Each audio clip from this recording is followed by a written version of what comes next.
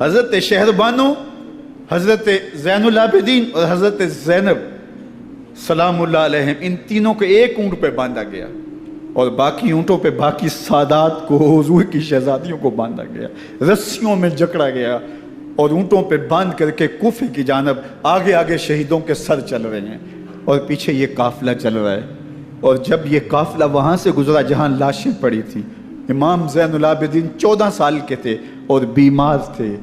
اور ان کا حوصلہ نہ ہوا، وہاں غشی ان کے اوپر آنے لگی۔ اور وہ منظر ابن کثیر نے، باقی لوگوں سب نے لکھا ہے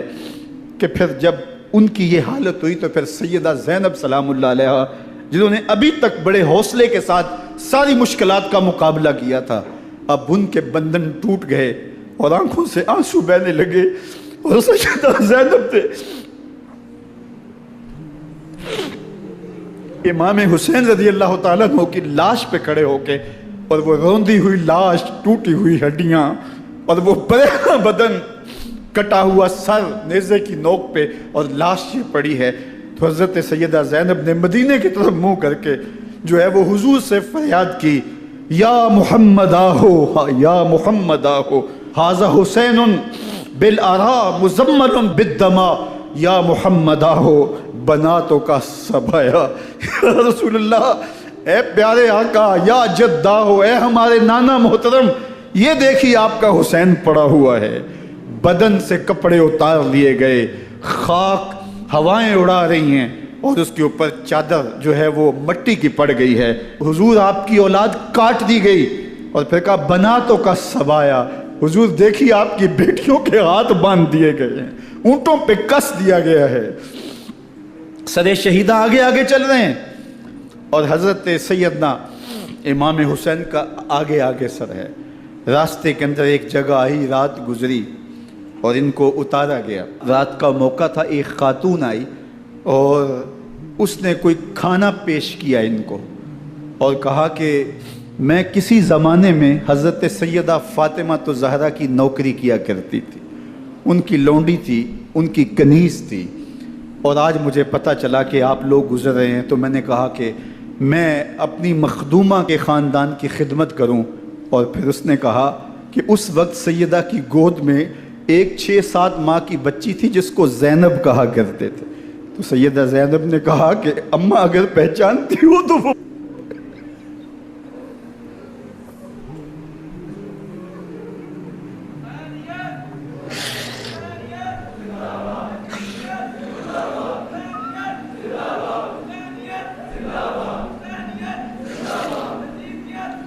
یہ تاراج اور لٹا ہوا کارواں پھر وہاں سے کوفے میں کیسے پہنچا، اور کوفے کے اندر سیدہ زینب سلام اللہ علیہا نے وہ یزید کے دربار میں، ابن زیاد کے دربار میں وہ جرأت آمیز جو باتیں کہیں، اللہ اکبر، زینب کی زبان میں علی کی خطابت بول رہی تھی، اور پھر دشمن اور دوست سارے رونے لگے، اور وہ کیا دل گداز منظر تھے۔ اور پھر یہ سروں کا قافلہ اور سادات کرام کا مشکیں کسی ہوئی ہیں اور اونٹوں پہ باندھے ہوئے، ان کو وہاں سے پھر قادسیہ اور قادسیہ سے پھر دمشق یزید کے دربار میں پہنچایا گیا، اور وہاں سے یہ لٹے ہوئے خانمہ برباد تاراج لوگ مدینہ المنورہ میں کیسے پہنچے، اور اہل مدینہ نے کیسے استقبال کیا، اور وہ منظر کتنا دلگداز تھا جب اہل مدینہ زینب سے پوچھتے تھے زینب حسین کہاں ہے؟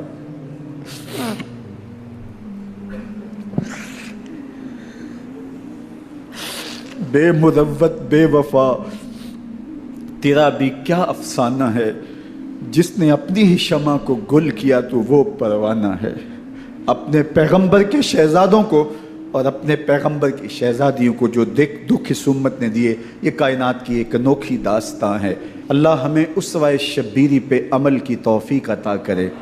اور ان کے نقوش پاک کی برکتیں دے، اہل بیت کی محبت ہماری روحوں میں جذب کر دے، اور جس عظیمت کے ساتھ، جس حوصلے کے ساتھ انہوں نے دکھوں کو جھیلا،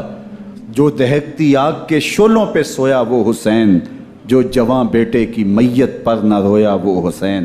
جس نے سب کچھ کھو کے کچھ نہ کھویا وہ حسین، مرتبہ اسلام کا جس نے دوبالا کر دیا، خون نے جس کے دو عالم میں اجالا کر دیا، جو کہ سوزے غم کو سانچے میں خوشی کے ڈھال کے مسکرایا موت کی آنکھوں میں آنکھیں ڈال کے۔ اے حسین ابن علی تم پر سلام، نازش آل نبی تم پر سلام۔ ذرا میرے ساتھ یہ پڑھ لیجئے، اے حسین ابن علی تم پر سلام، نازش آل نبی تم پر سلام، تم پہ لاکھوں رحمتیں لاکھوں سلام، اے شہیدان محبت کے امام، لالا گوں لالا بدن لالا کفن، اے چمن اندر چمن، زندگی ہی زندگی تیری حیات، اے حیات اندر حیات، افتخار ملت بیضا ہے تو، رب کعبہ کی قسم یکتا ہے تو، فخر کا دل میں دریچہ باز کرنا چاہیے، جن کا تو آقا ہے ان کو ناز کرنا چاہیے۔ وآخر دعوانا ان الحمدللہ رب